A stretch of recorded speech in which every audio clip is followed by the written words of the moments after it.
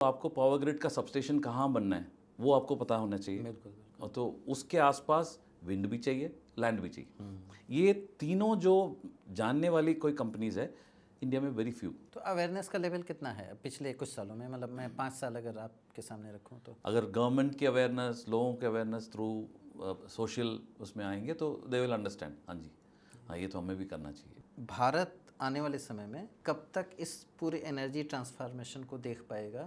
वो teacher community से आए, सो इसलिए उनको ये लगता था कि मतलब आगे जाके लोगों को मतलब सस्टेनेबल करना है तो मतलब पावर भी सस्टेनेबल होना चाहिए। ये फॉरेन कंपनीज को ये लगा कि मतलब इंडिया में बना रहे हैं और कॉस्ट इफेक्टिव भी है तो इनको एक्सपोर्ट करें। सो वो भी शुरू कर दिया। उन्होंने देखा कि मतलब पहले क्या इंडिया का एक एक्सेप्टेबिलिटी नहीं होता था ऑन क्वालिटी इंजीनियरिंग वर्क में या उसका एस्थेटिक्स। अब सारे वर्ल्ड में इंडिया के प्रोडक्ट्स आर एक्सेप्टेड। अच्छा,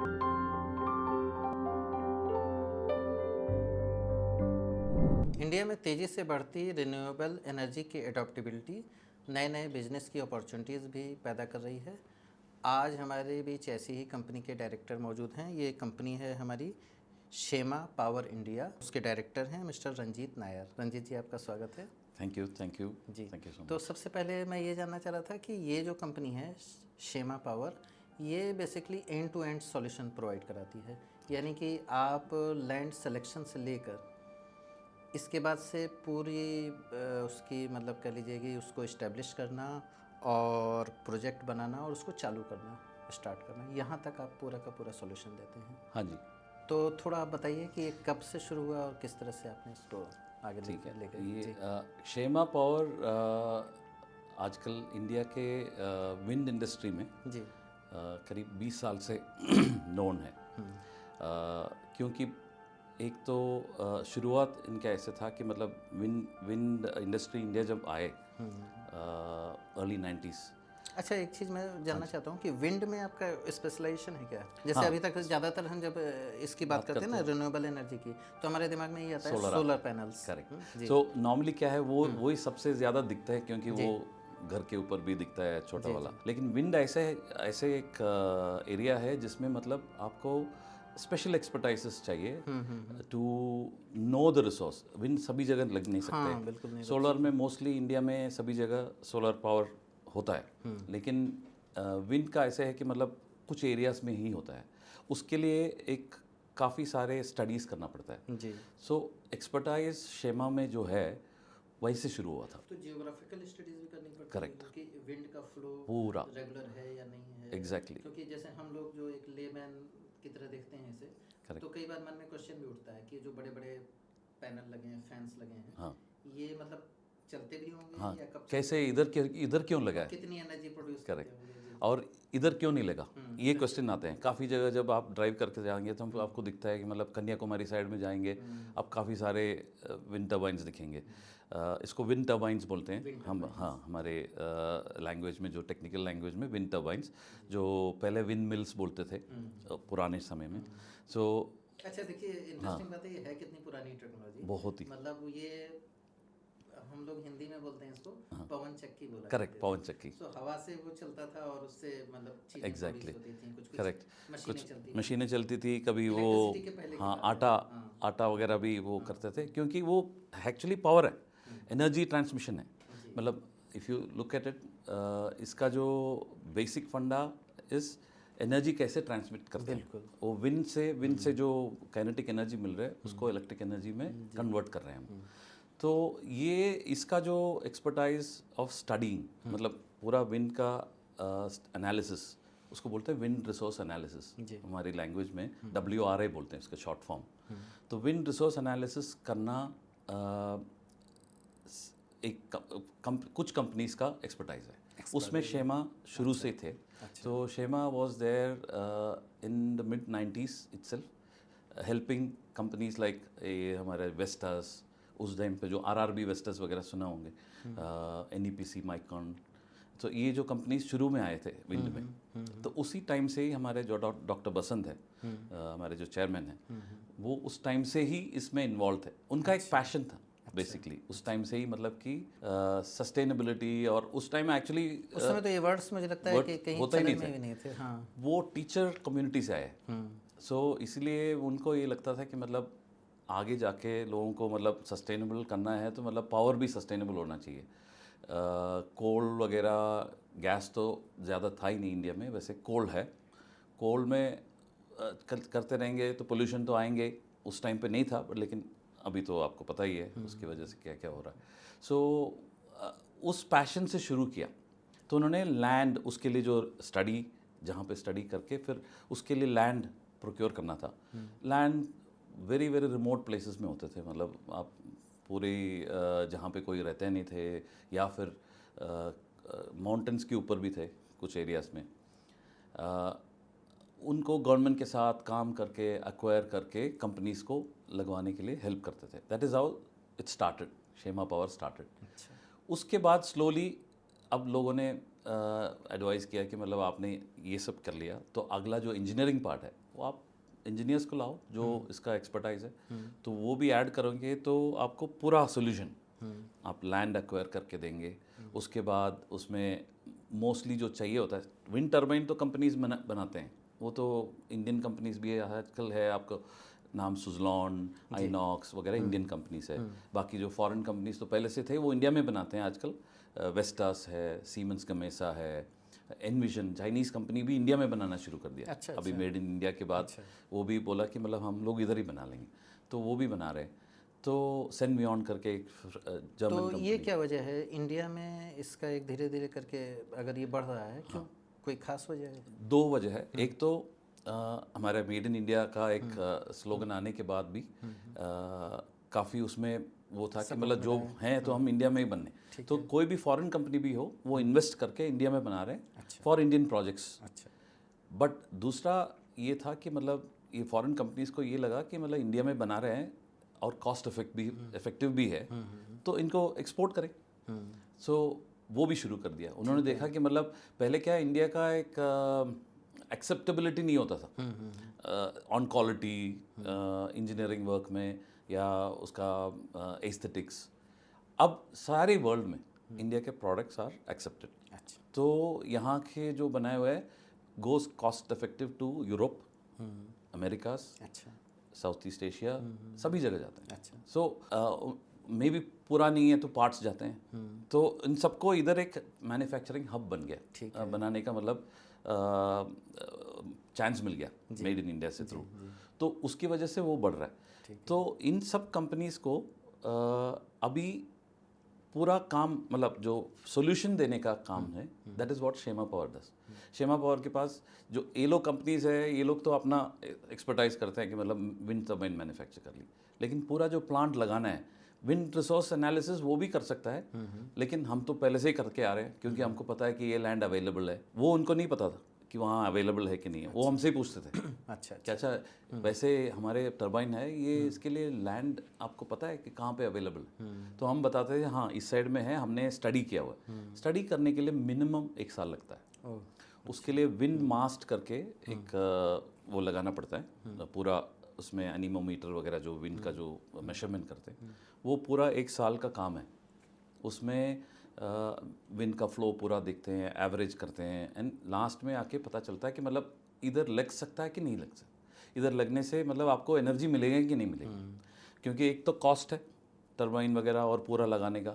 कॉस्ट लगाने के बाद अगर एनर्जी उसका इक्वलेंट नहीं आए, फिर वहाँ पे लगाने की फ़ायदा नहीं है, तो आपको दूसरी जगह देना पड़ेगा। सो हर जगह के लिए जो विंड रिसोर्स एनालिसिस करने का जो स्टडीज़ है वो शेमा करते थे पहले से। तो हमारे पास काफ़ी सारे विंड मास्ट ऑल ओवर इंडिया में जहाँ पे भी विंड का रिसोर्स है वो लगे हुए। तो उसमें से हमने काफ़ी सीखे। उसके बाद फिर काफ़ी लोगों ने लगाया, उनसे भी हमको डेटा मिलता है। तो कंपनी को बूस्ट कब मिला है? ये किस ईयर में मिला है जब आपने इसको पूरी तरह से एक कह दीजिए रिन्यूएबल एनर्जी में उतरने का? हाँ, सो रिन्यूएबल एनर्जी का एक्चुअली अगर आप देखोगे from early 90s to now, सबसे ज़्यादा मूवमेंट जो हुआ था वो विंड में ही हुआ शुरू में। शुरू में सिर्फ विंड का ही काम हुआ था फ्रॉम 90, 91, 92 से लेके। तो आराम से वो बढ़ रहे थे और हमारा काम भी चल रहा था। जैसे मतलब 2010 के आसपास जब आए तो मतलब स्टेट्स ने, जैसे तमिलनाडु, गुजरात, मध्य प्रदेश, कर्नाटका, इन सबको पता चल गया कि हमारा यहाँ पे रिसोर्स है, विंड है, मतलब इधर, क्योंकि विंड के लिए तो मतलब आपको विंड टनल चाहिए, तो माउंटेन के बीच में पास है, उन सब से आता है विंड। सो ये अवेलेबिलिटी है, तो उन्होंने बोला कि हम अपने स्टेट पॉलिसी बनाते हैं कि हमारे स्टेट में विंड टर्बाइन से हम पावर लेना शुरू करेंगे, क्योंकि हाइड्रो तो चल ही रहा था रिन्यूएबल एनर्जी में, विंड शुरू करेंगे करके सबने छोटे छोटे प्रोजेक्ट्स लगा दिए। तो मतलब मैक्सिमम उस टाइम पे टर्बाइन का साइज़ होता था 300 किलोवाट और 300 किलोवाट या 500 किलोवाट मैक्सिमम। अभी आजकल के टर्बाइन मतलब 5 मेगावाट हो गया, 5000 किलोवाट की। तो उस टाइम पे वो लगाते थे और मोस्टली ओन्ड बाय कोई बिजनेसमैन या कंपनीज, 3-4 ओन करते थे और उसमें से पावर स्टेट गवर्नमेंट को देते थे। वो फीड इन टैरिफ करके एक चीज़ होता था, मतलब गवर्नमेंट फिक्स करते थे इतने पैसा हमें आपको एक एनर्जी का मिल जाएंगे। तो उसमें करते थे उस टाइम 2010 में। तो तब एक स्प्राउट हुआ, मतलब कि अच्छा विंड टर्बाइन्स आना शुरू हो गया अलग अलग स्टेट में। उसके बाद फिर उसके में भी थोड़ा सा चेंजेस होना शुरू हो गए, क्योंकि लोग बोलने लगा कि मतलब अरे सोलर का भी प्राइस कम होते जा रहा है वर्ल्ड में, तो हमें भी देखना चाहिए। उस टाइम पे सोलर का जो प्राइस होता था एक किलोवाट के लिए, किलोवाट आवर के लिए यूनिट का 15 रुपया जी। विंड का में भी उस टाइम 7 रुपये होगा, तो आधा तो वैसे ही थे।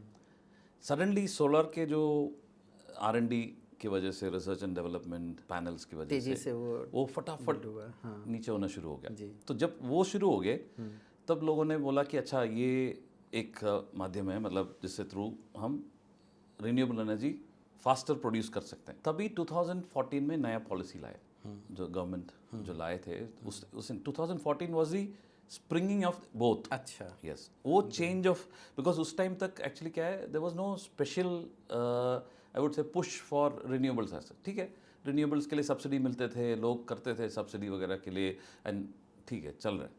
2014 में जो पॉलिसी आया विच चेंज द वर्ल्ड, मतलब change India itself totally on the power sector. तब तक जो कंपनीज इन्वेस्ट करते थे इन कोल प्लांट्स, गैस प्लांट्स वगैरह में इन्वेस्ट करते थे, उन्होंने सब ने मतलब अपना नज़रिया चेंज करके टुवर्ड्स रिन्यूएबल आ गया, इंक्लूडिंग जो उस टाइम पे मैं भी एक कंपनी में काम करता था जो वर्ल्ड के सबसे बड़ा कंपनी होता था जो इन्वेस्टमेंट में एनजी करके। तो वो उन्होंने भी बोला कि हम अभी आगे से रिन्यूएबल ही करेंगे। रिन्यूएबल मतलब, एंड दैट टू छोटा मोटा नहीं, जो पहला प्रोजेक्ट हमने लिया था वो भी 250 मेगावाट का था।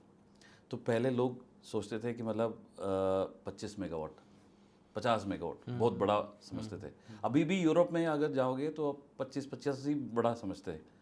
हमने इधर बिड किया, गवर्नमेंट के साथ बिड करने के बाद एनटीपीसी ने बिड करा था, 250 मेगावाट का था। सबसे बड़ा न्यूज़ था उस टाइम एक्चुअली सोलर के लिए। उस टाइम पे सोलर के लिए तो वो कंपनी, तो उस टाइम पे ये पूरा एक वर्ल्ड चेंज हो गई। सोलर और विंड एज रिन्यूएबल एनर्जी मतलब बढ़ाना चाहिए इंडिया में। और शेमा के लिए उस time it was a good market. हम लोग तो ऑलरेडी काम कर ही रहे थे, लेकिन स्केल चेंज हो गया। अभी पहले 50 मेगावाट के लिए काम करते थे, फिर वो 250 मेगावाट हो गया। अभी आजकल तो 300-500 से कम बात नहीं करते मेगावाट। पिछले 10 सालों में इंटरनेशनल लेवल पे भी एक पूरा माहौल बना हुआ है जिसमें कि बहुत ज़्यादा पुश किया गया है। कई समिट वगैरह भी हुए जिसमें इस तरह की बात हुई कि मतलब हर कंट्री, खासतौर से जो इधर की कंट्रीज़ हैं इंडिया, उनको अपने कंप्लायंसेस और इन सारी चीज़ों पे ज़्यादा फोकस करना चाहिए। हाँ जी, तो वो एक था। वो हमने एक्चुअली पॉलिटिकली भी आई थिंक एक अच्छा सा प्लेटफॉर्म उसमें किया, क्योंकि हमको पहले बताते थे कि मतलब हम लोग डेवलपिंग कंट्री है, तो we are sustain, I mean we can be the more polluters, because बाकी जो डेवलप हुए थे वो पोल्यूशन जो करना था उनका हो गया। उस टाइम में रिपोर्ट्स भी आती थी कि सबसे ज़्यादा कार्बन जो मतलब उत्सर्जन है वो इंडिया से हो रहा है, क्योंकि हम लोग डेवलप कंट्री नहीं थे। डेवलपमेंट में तो काफ़ी सारे इलेक्ट्रिसिटी की, हर डेवलपमेंट में, कंट्री के डेवलपमेंट में one of the most important मतलब जो इंग्रेडिएंट है इलेक्ट्रिसिटी। तो अगर जीडीपी एक लेवल पे बढ़ता है तो उसमें उसके एटलीस्ट 1.5 टाइम्स इलेक्ट्रिसिटी का डिमांड आता थे। तो इलेक्ट्रिसिटी का डिमांड मतलब, एंड उस टाइम हमारा मेन कोल था. Coal is India is the third largest reserves of coal in the world. तो कोल तो था ही. तो लोगों को लगता था कि मतलब इंडिया तो कोल से ही करेंगे काम, तो पूरा पोल्यूशन तो और बढ़ेंगे.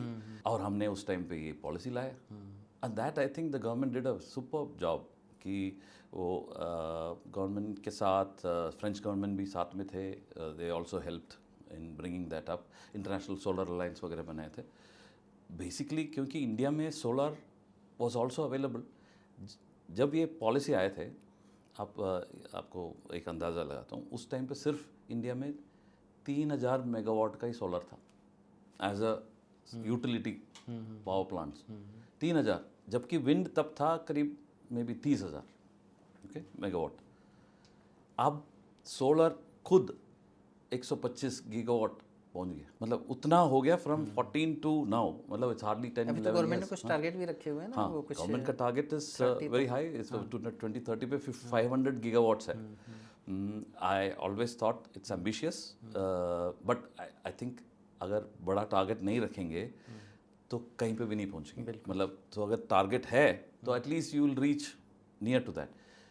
अगर हम उसका 75% भी पहुंच गए ना, मतलब इट्स एन अचीवमेंट. आजकल मतलब मैं अभी 35 साल से एनर्जी इंडस्ट्री में हूँ, तो जहाँ पे भी मैं वर्ल्ड में जाता हूँ और किसी कॉन्फ्रेंस में किसी के साथ बात होते हैं, वो भी सोचते हैं कि मतलब अच्छा इंडिया, उनके जो नंबर जो बताते हैं, हमने 50 मेगावाट विंड लगा दिया, उधर 100 मेगावाट लगा. मैंने कहा हाँ, हमारे अभी एक प्रोजेक्ट खत्म हुआ 500 मेगावाट का है. ये 500, अच्छा इतना, मतलब वो खुद ही मतलब हैरान. अच्छा इंडिया में इतना प्रोड्यूस हाँ हो रहा है. इतना प्रोड्यूस हो रहा है और इंडिया ये कर भी रहे. मतलब उनको ये लगता है कि पहले क्या था, ये जो प्रोपेगेंडा होता था कि मतलब इंडिया में से बहुत पोल्यूशन आएंगे. अब तो ऐसे है कि अच्छा इंडिया में इतना सारा. अब मैंने बोला 10-12 साल में हमने कितना गीगावाट प्रोड्यूस किया, वो आपके 10 कंट्रीज मिला के भी नहीं हुआ अपने खुद. जी, तो एक हम वापस उस क्वेश्चन पे आते हैं कि जो ये विंड की जो टेक्नोलॉजी थी, जिसमें आपकी खुद की एक्सपर्टीज़ है, करेक्ट, उसने किस तरह से आपको ग्रो करने में मदद दी? उसमें विंड का जो प्रोजेक्ट्स थे, पहले जैसे मैंने बोला था फीड इन टैरिफ में होते थे. ये जो नया पॉलिसी आने के बाद वो सेंट्रल का प्रोजेक्ट शुरू हो गया. सेकी आप नाम सुने होंगे. इसको नाम पहले solar electricity corporation of India था, लेकिन बाद में वो MNRE के अंडर ही थे. ये जो डिपार्टमेंट है, उन्होंने बोला कि ये सोलर एनर्जी कॉर्पोरेशन नहीं है, ये दोनों कर लेंगे. मतलब जो भी रिन्यूएबल्स के लिए है, हाइड्रो के अलावा बाकी हम कर लेंगे. सो इसलिए सेकी बना दिया उसको शॉर्ट फॉर्म में. अच्छा, तो सेकी एक एंटिटी थे जो बिड्स लाते थे. तो बिड्स लाना मतलब इंडिया में आप कहीं पे भी बनाओ विंड पावर प्लांट और वहाँ पे मेन ग्रिड में लगाओ, जो पावर ग्रिड के ग्रिड में आप सेंट्रल ट्रांसमिशन यूटिलिटी में लगाओ. हम आपसे लेंगे और वो पावर हम किसी स्टेट को भी दे देंगे. मतलब जो भी स्टेट हमसे साइन करेंगे पावर परचेस एग्रीमेंट. पहले पावर परचेस एग्रीमेंट जो है वो साइन करता था जो कंपनी और सेकी और स्टेट पावर सप्लाई एग्रीमेंट करते थे, PSA. अभी भी ऐसे ही है. तो उनको जो बेसिकली सेंट्रल यूटिलिटी जो है वो उनका काम है सिर्फ इनके साथ साइन करके आपको पावर देना. और उन सब का काफ़ी पॉलिसी में काफ़ी डिस्कशन हुए. मिनिस्ट्री ऑफ पावर, ये power grid, central electricity authority, सब बैठ के कैसे करना है, क्या करना है, उसका तैयार. उस टाइम पे हमारे जो विंड के लिए जो लोग आते थे जो इन्वेस्टमेंट के लिए, वो पहले आके हमसे पूछते हैं कि मतलब अच्छा आप शेमा पावर के पास जाएंगे और पूछेंगे कि मतलब कहाँ है लैंड मतलब रिसोर्स और लैंड दोनों कहाँ मिलेंगे. और सिर्फ ये दो नहीं, तीसरी चीज़ था कि कनेक्टिविटी. तो वहाँ से आपको कितना किलोमीटर लगेगा लाइन, 220 वोल्ट की, मतलब 220 किलोवाट की लाइन लगाना पड़ता है टू द स्टेशन. तो कितना किलोमीटर, और एक फीजिबिलिटी में वो मतलब अगर बहुत ज़्यादा है, 100 किलोमीटर से ज़्यादा है, तो फीजिबिलिटी नहीं बनती. तो आपको पावर ग्रिड का सबस्टेशन कहाँ बनना है वो आपको पता होना चाहिए. बिल्कुल. और तो उसके आसपास विंड भी चाहिए, लैंड भी चाहिए. ये तीनों जो जानने वाली कोई कंपनीज है इंडिया में, very few, and one of them from the beginning Shema power. आप लोग हैं. ठीक, तो इसीलिए हमको काफ़ी जो कंपनीज बाहर से आया कि इन्वेस्टमेंट कर, बिकॉज इसमें इन्वेस्टमेंट बहुत है। तो मतलब आप ये समझो कि मतलब एक मेगावाट के लिए मिनिमम जो है 5-7 करोड़ का इन्वेस्टमेंट है। तो आपको अगर 500 मेगावाट लगाना है तो आपको उतना पैसा लगाना पड़ेगा। सो इसमें तो आप उनको चाहिए कि मतलब जो कंपनी बता दे कि हमको कहाँ है और आप करके भी दे सकें। इसमें टरबाइन तो हम ले लेंगे, ठीक है, वो तो उनको पता है, लेकिन बाकी जो चीज़ है सबस्टेशन बनाने, बहुत सारे 33 kV का लाइंस जो हमारे नॉर्मल लाइंस है वो टरबाइन से एक सबस्टेशन में जाती है, पूलिंग सबस्टेशन। उसके लिए ROW होता है, राइट ऑफ वे। अब किसी के फार्म से थ्रू होगा, किसी रोड से थ्रू होगा, ये सब डिसाइड करना हमारा काम है, शेमा तो पावर देखा जाए अगर तो शुरुआत से लेके रिसर्च, लैंड एक्वायर करना, करेक्ट, फिर पूरा इसको इंफ्रास्ट्रक्चर बनाना, इंफ्रास्ट्रक्चर खड़ा करना और उसको इस लेवल पे ले जाना कि पावर जनरेट फ्लो होना शुरू हो जाए। करेक्ट। तो हमारा जब होता है हैंडओवर तभी होता है जब पावर उसमें ग्रिड में आ जाए।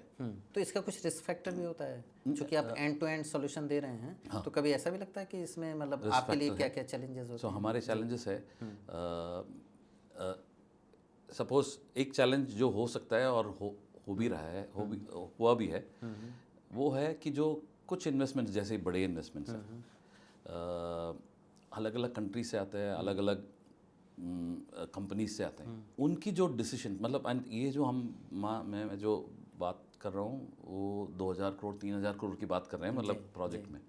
अब आपने शुरू कर लिया प्रोजेक्ट, आधे रास्ते में हो गए, सडनली वो कंट्री में कुछ चेंज हो गई या फिर वो गवर्नमेंट कंपनी का पार्ट था, उनकी डिसीजन चेंज हो गई, उसकी वजह से वो प्रोजेक्ट आगे नहीं जा रहा है। बहुत बड़ा रिस्क है, क्योंकि हमने काफ़ी जो उसमें खर्चा भी किया है और बहुत सारी चीज़ें जो करना पड़ता है इंडिया में जो उनको नहीं पता एग्जैक्टली, इसलिए हमारे पास आए, लेकिन हमने पैसा भी खर्चा हुआ है फॉर बाइंग द लैंड और इक्विपमेंट ऑर्डर भी कर लिए। और उन्होंने बोला कि यार हमने अभी जितना भी हमने अभी तक किया है उतना ही कर सकते हैं, आगे अभी हम कुछ करना नहीं। वो बहुत बड़ा रिस्क है, ऐसे हुआ है। फिर उसको चेंज होने में मतलब वो उसको बेचना पड़ेगा किसी और को, वो कितने में बेचेगा, वो पूरा प्रोसेस, तो पूरा रिस्क कई साल लग जाते होंगे उसमें, साल भी लगता है, पैसे भी कम मिलते हैं, तो फिर उसमें प्रॉब्लम होती है। वो अगर suppose that is taken care, मतलब आजकल हम लोग जब इनिशियल एनालिसिस करते हैं तो कंपनी का ये भी करते हैं आजकल कि मतलब वो कंपनी सस्टेनेबल है या उनका ऐसे कोई नहीं है कि मतलब कहीं और चेंज हो गए तो हमारी, तो इसलिए इवन कॉन्ट्रैक्ट्स में भी लिखना शुरू हो गया कि मतलब आप अगर बीच में रुकेंगे तो हमें देना पड़ेगा इतना, जो भी हमने खर्चा किया वो पैसा देना पड़ेगा, अदरवाइज हम नहीं कर। अब ये होना भी शुरू हो गया ऐसे, मतलब लोगों ने पहले एक्सेप्ट नहीं करते थे क्योंकि हम ही ला रहे ना पैसा, तो इसलिए वो पूछते नहीं थे, बट अभी एक्सेप्ट होना शुरू हो गया। That is one risk. Second is जो हर स्टेट का लैंड पॉलिसी अलग है, and it is a concurrent subject again like power. वो खुद लैंड पॉलिसी अपना स्टेट ही कर सकता है। अब आप सेंट्रल में तो मतलब हम लोग प्रोजेक्ट जब होते हैं तो मतलब क्लियर है कि मतलब इसके लिए लैंड है तो मतलब इसमें वेबल देना चाहिए और इसको अलाउ करना चाहिए ना, बट वहाँ पे जाओगे तो बोलेंगे नहीं ये तो हमारे यहाँ के फार्मर्स अलाउ नहीं करेंगे। अब रिसोर्स वाला लैंड है वो, और वहाँ कोई काम भी नहीं है फार्मर्स का, मतलब वो ऐसे ही पड़ा हुआ लैंड है, वो अवेयरनेस नहीं है कि उसका लैंड का क्या बेहतर यूज़ कर उनके सकते हैं, यूज़ हो सकता है, या कई बार लोकल कॉन्फ्लिक्ट्स आ जाते हैं। एग्जैक्टली तो उसमें sometimes if the political this thing is not aligned, फिर हमें दिक्कत आया। बिल्कुल बिल्कुल। फिर वो कि मतलब फिर तो हम बोलते हैं कि मतलब पहले से ही मतलब यहाँ पे होगा नहीं प्रोजेक्ट, है तो बहुत इधर विंड रिसोर्स बहुत है, आप अगर लगाएंगे बहुत अच्छा मिलेगा इसमें एनर्जी, लेकिन अनफॉर्चुनेटली इस वजह से हमें आगे नहीं बढ़ पाएंगे जितना वो बीच में भी हो सकता है। मैं ये बता रहा था कि प्रोजेक्ट के आधा हो गया, बाकी आधा में प्रॉब्लम हो गई, तो ये एक चैलेंज है जिसमें मतलब हम लोग कोशिश करते हैं कि मतलब स्टेट गवर्नमेंट से बात करें, उनकी पूरी एडमिनिस्ट्रेशन से बात करके जितना उसको सॉल्व कर सकते हैं वो करते हैं। फिर भी चैलेंजेस आते हैं कहीं कहीं, मतलब प्रोजेक्ट सपोज 300 मेगावाट का है वो 270 में एंड करना पड़ता है ऐसे, फिर वो इकोनॉमिक्स नहीं बैठता कहीं पे। हाँ, ये चैलेंजेस है। तो ये जितना भी आप कर रहे हैं ये तो हो गए बड़े बजट मेगा प्रोजेक्ट्स हो गए जिसमें बहुत हैवी इन्वेस्टमेंट है, क्या आप छोटे इन्वेस्टर्स को भी सॉल्यूशन देते हैं? जैसे मान लीजिए कोई इंडिविजुअल भी जो है उसके पास बड़ी लैंड है और उसको जो है वो यूज़ करना चाहता है एनर्जी रिसोर्स के रूप में, तो ऐसा कर सकता है क्या? हाँ, सो सी वो मतलब ऐसे कस्टमर को आप डील करते हैं क्या? नहीं, हमारे पास आते हैं, लेकिन ऐसे कस्टमर मोस्टली सोलर ही कर सकता है। क्योंकि विंड टर्बाइन में अभी जो साइजेस मैंने जो बताया था, हाँ, वो आप बहुत सिंगल ज़्यादा लगा land के आप उसको सिर्फ ट्रांसमिट नहीं कर सकते टू एनी ग्रिड। ऐसे वाले कस्टमर्स हमारे पास आए, हमने केरला में काफ़ी काम किया है फॉर सोलर।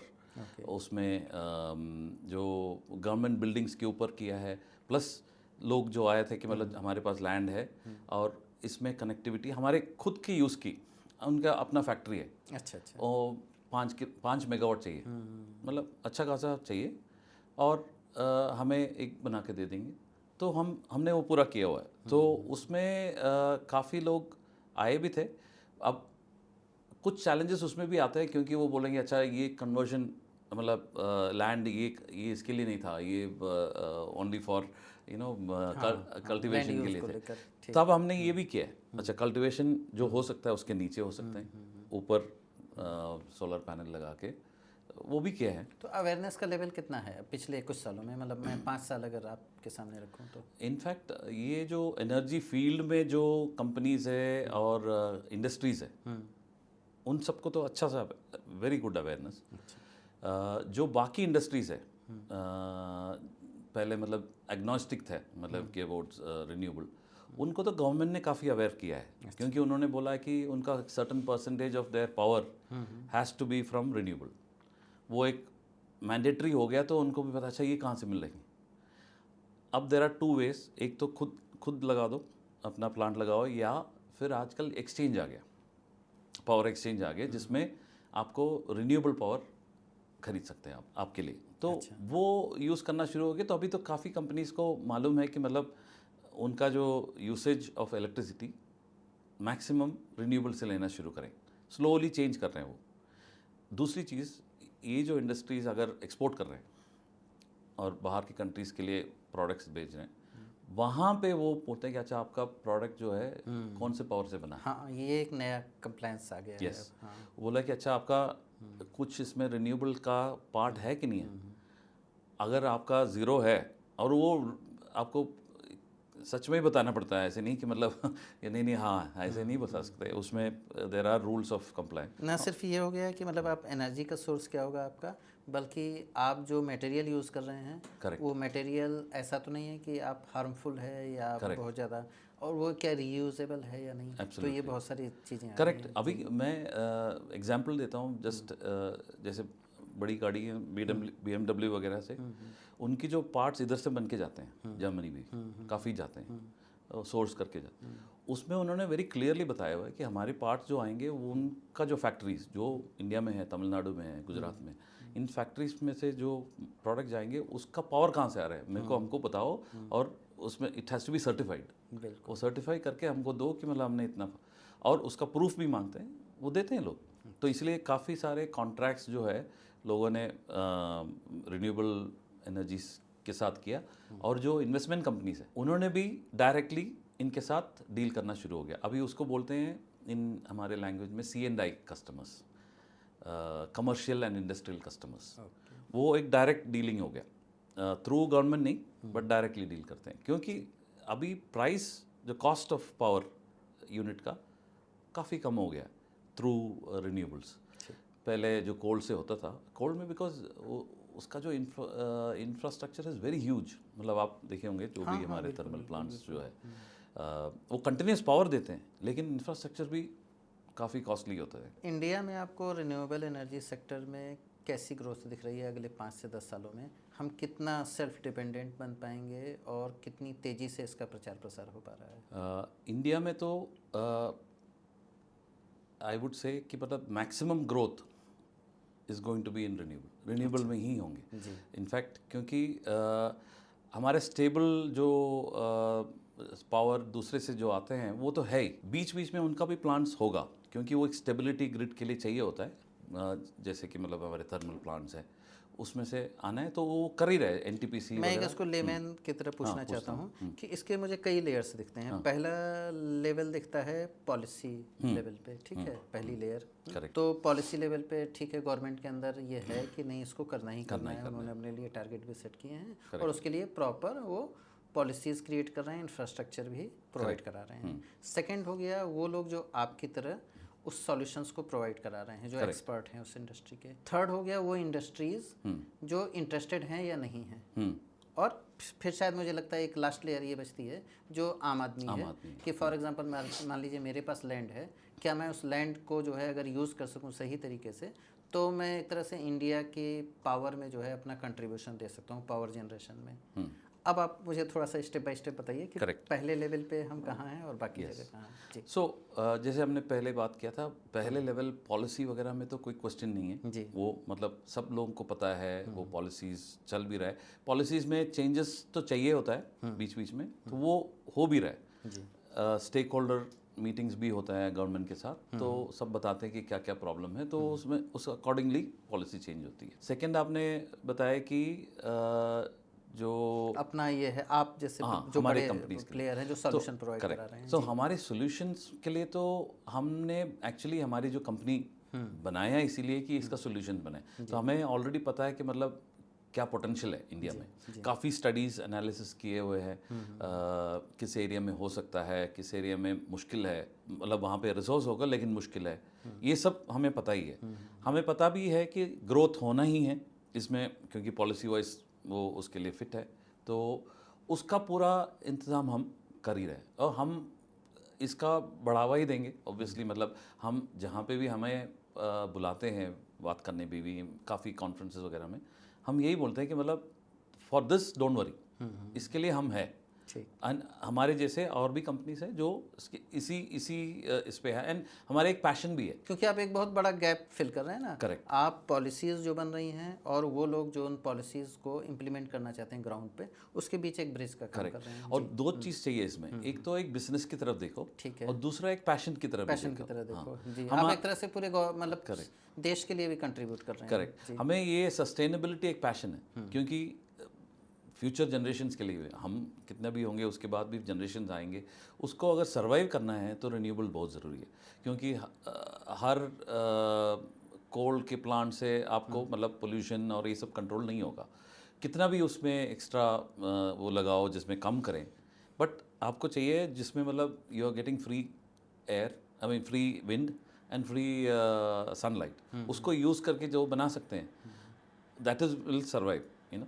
तो हमारे लिए वो पैशन भी है, और वो passion if you convert to business and to help people, तो उससे बढ़िया। अब लास्ट में रहता है कि इंडस्ट्री में कितनी एडेप्टेबिलिटी है। इंडस्ट्री में जैसे मैंने बताया कि मतलब कुछ तो इंडस्ट्रीज़ शुरू में सडनली उनको ये चेंज करने की कोई मतलब इच्छा ही नहीं थी कि मतलब ठीक है यार हमारे चल रहा है इंडस्ट्री में, बाकी पावर मिल ही रहा है क्या, लेकिन वो चेंज करने के लिए उनको भी ये सस्टेनेबिलिटी का चेंज करने के लिए थोड़ा मैंडेटरी चीज़ें लाना पड़ा, वो ले भी आए कि गवर्नमेंट ने मतलब आपको ये चाहिए, अब वो अवेयरनेस उनको आ गया, अच्छा ये करना है, फिर स्लोली बाहर के कंट्रीज़ ने उनको पुश करना शुरू हो गया, बॉस आपको करना है तो आप भी रिन्यूएबल बनो। अब क्या है वो उनके लिए भी एक नॉर्मल चीज़ हो गया, जैसे इंडिया में अमेज़ॉन हो या कोई भी, मतलब I think even non manufacturing companies जैसे कि वेबसाइट वाले कंपनीज भी सारे रिन्यूएबल पावर यूज़ करते हैं। जी। डेटा सेंटर्स, पहले डेटा सेंटर्स के लिए सबसे ज़्यादा पावर चाहिए, मतलब बिल्कुल। और डेटा सेंटर्स का पावर अभी वो बोलते हैं कि मेरे को 100% रिन्यूएबल दो, पहले क्या था बोल रहा अच्छा 20% दे दो, अब क्या 100% दो। अब 100% रिन्यूएबल ऐसे है कि मतलब सोलर दिन में ही होता है, विंड दिन रात, बट लेकिन ऊपर नीचे होता रहता है, अब इसको कैसे राउंड द क्लॉक करें, तो उसमें बैटरीज आ गया, स्टोरेज आ गया, तो स्टोरेज का भी आ गया, तो मतलब ये तीनों मिला के हाइब्रिड। हाँ, इस पे मैं क्वेश्चन पे आ रहा था इस पे कि ये हाइब्रिड मॉडल भी आपने बिल्ड किया है जिसमें सोलर प्लस ये विंड मिलाकर आप करते हैं। यस, हम लोग काफ़ी प्रोजेक्ट्स किया है, शुरू का इवन फर्स्ट प्रोजेक्ट भी हमने इसमें हम पार्ट थे। अच्छा। यस, तो जिसमें मतलब सोलर भी थे और विंड भी था, एंड वो दोनों का मतलब मिश्रण से मतलब जो एनर्जी बनता है वो राउंड द क्लॉक का और ऑलमोस्ट फर्म पावर मिल जाता है। तो उसके लिए डिज़ाइन भी करना पड़ता है अलग अलग, कितना सोलर चाहिए, कितना विंड चाहिए। तो आप उसके बीच में एक जो सिंगल लेयर लाइन है उसके हिसाब से पावर सप्लाई कर पाएंगे। अच्छा। अब बैटरी भी आ गया तो मतलब लोगों ने मतलब थोड़ा सा बड़ा नंबर्स भी करना शुरू हो गया उसमें। आप इंडिया के बाहर भी सॉल्यूशन प्रोवाइड करा रहे हैं सेट दुबई और So, जगहों पे? हाँ। हमारा ये था कि जब हम ये कर रहे थे इंडिया में, तो कर ही रहे थे, तो एक सेक्टर इतना बढ़ रहा था इंडिया में, मिडिल ईस्ट कंट्रीज में सडनली एक अवेयरनेस क्या मतलब, उनको भी यही हुआ कि उनका जो वहाँ पे जो भी बन रहा है, सब कुछ बन रहा है, और ऑयल और गैस भी ऐसे है कि मतलब इट्स नॉट इन्फिनिट। हाँ, हाँ, वो एक टाइम तक एक लगेगा। समय बाद, और वही उनकी सबसे ज़्यादा मतलब कह लीजिए कि वो थी, पूंजी थी, कैपिटल था, correct. वो धीरे धीरे खत्म ही करेक्ट, होगा। खत्म हो गया एंड वो स्लोली खत्म ही हो जाएंगे। तो उसको कैसे, हाउ टू सेव दैट, जी। उसको मतलब लॉन्ग यूज़ करने के लिए। और लकीली फॉर देम उनके एरिया में दोनों सोलर available हैं। एंड विंड हाँ, अबंडेंस में थे। हाँ, बिल्कुल। उन्होंने कभी यूज़ नहीं किया था। तो मैं एक्चुअली जो मैं फ्रेंच कंपनी में काम कर रहे थे, तो तब काफ़ी उस एरिया में जाते थे, उनके लोगों से बातें करते थे। उसी टाइम पे काफ़ी हमारे डिस्कशंस हुआ था। तो मैंने भी अपना बोर्ड में ये बताया कि दैट हमें भी करना चाहिए, क्योंकि वहाँ पे भी कोई ऐसे कंपनीज नहीं, कुछ कंपनीज है यूरोप से जो कर रहे हैं, लेकिन उनको भी पावर कॉस्ट वाइज कम करना है, उसके लिए हमें मदद करना है। ऐसे करके हम लोग गए, हम लोग भी एक बोल्ड स्टेप लिया था कि 4 साल पहले, कि पहले हम मिडल ईस्ट में काम करेंगे। बहुत बड़ी उसमें इन्वेस्टमेंट में नहीं, एटलीस्ट एक छोटा सा इन्वेस्टमेंट करके हम वहाँ पे शुरू करना चाहिए। ये हमने किया सऊदी अरेबिया में। तो सऊदी अरेबिया में एक प्रोजेक्ट हो रहा था, बहुत बड़ा प्रोजेक्ट था, नियोम करके नाम है उसका। तो उसमें हमें चांस मिला विंड का काम करने के लिए। विंड भी था। विंड एक्चुअली हमारे जो एक्सपर्टाइज इधर है उसको यूज़ करने का एक मौका मिला, और हमने अच्छा सा किया भी है। अभी जो क्राइसिस हो रहा है वो थोड़ा सा हमारे लिए भी मतलब वो है कि मतलब it should fastly, I mean the war should stop fast, क्योंकि उस एरिया में मिडल ईस्ट में बहुत ही बड़ा ग्रोथ दिख रहा था हमें। अभी इंडिया में जो हम बता रहे थे 500 मेगावाट, वहाँ पे जो बात करते थे 3000 मेगावाट बात करते हैं एक प्रोजेक्ट, क्योंकि उनके पास काफ़ी लैंड जो डेसर्ट है वो कवर कर सकते हैं। वहाँ पे wind availability in many areas, मतलब ऐसे नहीं कि पूरी जगह विंड है, बट जो स्ट्रेट्स में विंड है उसमें बहुत अच्छा है। इंडिया से भी एटलीस्ट 2 टाइम्स बेटर विंड है वहाँ पे। क्लास 1 विंड बोलते हैं, मतलब सबसे ज़्यादा, जैसे हमारे कन्याकुमारी में हम बोल सकते हैं कि मतलब हमारे क्लास 1 विंड है, उसी एरिया का विंड एरियाज है वहाँ पे। सऊदी में है, ओमान में है। तो बट अब hopefully the war should and. हाँ, बिल्कुल। उसमें तो है, हम भी उम्मीद करते हैं। हाँ। तो एक बात बताइए, जैसे मुझे क्या लगता है कि आने वाले समय में किसी भी कंट्री के पास जो कैपिटल है, जैसे कहते हैं ना कि इसके पास गोल्ड है या फिर वो उस तरह की चीज़ें हैं, आने वाले समय में क्या एनर्जी एक बहुत बड़ा कैपिटल हो जाएगा कंट्रीज़ के पास? मेरे हिसाब से तो बहुत वो अहम बात है ये actually. Energy is going to be, क्योंकि मिडिल ईस्ट भी जो उनका रिक्वायरमेंट, खुद का रिक्वायरमेंट जो है, वो तो ऑलरेडी मोस्ट सारे कंट्रीज़ के पास अपना रिक्वायरमेंट है। अभी जो एक्स्ट्रा भी बनाएंगे ना, उनका ये था कि वहाँ बनाएंगे अंडर सी केबल्स या अक्रॉस द कंट्रीज। वहाँ पे सारे कंट्रीज पास में ही हैं, आगे वो ट्रांसपोर्ट कर सकता है। यूरोप में जगह नहीं है काफ़ी जगह पे, मतलब रिन्यूएबल बनाने का। एक्चुअली यूरोप में प्रॉब्लम है कि सारे कंट्रीज़ में जो डेवलपमेंट ऑलरेडी हो चुका है, वहाँ पे जगह नहीं है एक विंड पावर प्लांट लगाने का। तभी तो लोग 25 मेगावाट 50 मेगावाट ही कर सकते हैं। तो इन फ्यूचर ऐसा भी तो हो सकता है कि कुछ कंट्रीज जो है इसमें नंबर 1 होंगी प्रोडक्शन में, Correct. और वो एनर्जी जो है सप्लाई करेंगे अदर कंट्रीज। तो अभी middle east plus African countries जैसे इजिप्ट है, मोरक्को है, इन सब से ऑलरेडी बात चल रहा है कि मतलब अंडर सी केबल मोरक्को से स्पेन, मोरक्को से फ्रांस, उसमें से पावर दे सके, क्योंकि वहाँ बन सकते हैं, जगह है। और अंडर सी केबल्स या oversea also, I mean at times, मतलब कहीं दूसरे मेथड से भी ट्रांसमिशन टू डिफरेंट कंट्रीज, जैसे हमने भी शुरू किया था इंडिया से बांग्लादेश भी हम दे रहे थे। बिल्कुल। सो वो भी एक एग्जाम्पल है जी। For how this can be. Power जहाँ पे प्रोड्यूस हो सकता है उसका बहुत अहमियत है।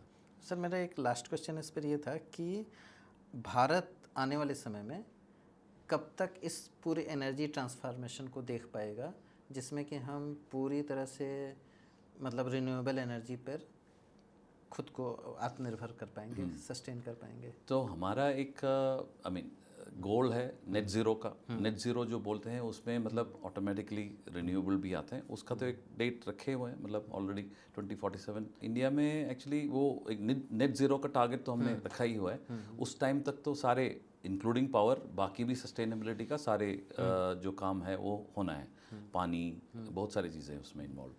तो उससे पहले स्टेप्स जो है, जैसे कि अभी टारगेट किया है 2030 में हमें क्या पहुंचना है, ठीक है। जैसे मैंने बोला कि एम्बिशियस प्रोजेक्ट है क्योंकि टाइम बहुत कम है और बहुत सारे काम करना है अभी। एक लेवल तक पहुंच जाएंगे उधर in the next 10 years after that, 2030 से 2040 तक। 40 तक जी। उसमें तो मतलब जितना काम इसमें होना है, मतलब जैसे पॉलिसी में कुछ वेरिएशंस करना है, स्टेट और सेंट्रल का अलाइनमेंट जो करना है, वो सारे काम इस पे होना ही होना है। यानी अगले जो है मतलब 2030 के बाद जो अगले 10 साल होंगे वो बहुत ही इंपॉर्टेंट होंगे एनर्जी के सेक्टर में। Correct, absolutely important. एंड लोग जो अभी तक मतलब कुछ कुछ यू नो जो थॉट प्रोसेस जो थे कि मतलब हमें सिर्फ नहीं इसके लिए तो सिर्फ कोल लाना पड़ेगा हमें तभी हमारे काम चले। कोल लाएंगे, कोल तो होंगे, लेकिन बाकी जो पार्ट है उसको आपको पूरा पुश करना ही पड़ेगा जी। तभी ये जो गोल फाइनली जो हमने सेट किया है वो होगा। वो गवर्नमेंट, लोग सारे तो अवेयरनेस नीचे तक ले जानी लेमैन तक पहुंचना है। अच्छा, हमें क्यों कर रहे हैं अभी, हम ये क्यों कर रहे हैं? क्योंकि काफ़ी जगह जैसे मैंने आपको बताया कि लैंड में प्रॉब्लम आते हैं। वो जो बंदा जिसका लैंड है और उनको कोई यूज़ नहीं है लेकिन वो देने के लिए तैयार नहीं है, नहीं मेरा ऐसे, उनको अगर ये समझाएंगे कि मतलब किसके लिए है और आप किसमें इसमें क्या बेनिफिट्स हैं, आपको भी है, आपके फ्यूचर जनरेशंस को भी क्या बेनिफिट है, वो समझाएंगे तो मतलब उनको भी एक फ़र्क पड़ेगा। उसके लिए जब कंपनीज जाके बोलते हैं तो वो बोलते हैं ये तो अपने लिए बोल रहे हैं। अगर गवर्नमेंट की अवेयरनेस, लोगों की अवेयरनेस थ्रू सोशल उसमें आएंगे तो दे विल अंडरस्टैंड, हाँ जी, हाँ ये तो हमें भी करना चाहिए।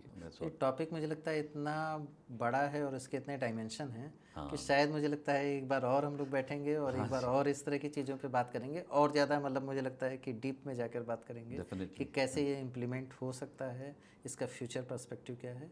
तो शायद ऐसा कभी हम लोग प्लान करेंगे। डेफिनेटली आज आप हमारे स्टूडियो में आए और आपने ये क्षेमा के बारे में हमें बताया और आपको बहुत बहुत धन्यवाद। Thank you so much. Thank you for calling me here and having this discussion. Yeah, thank you.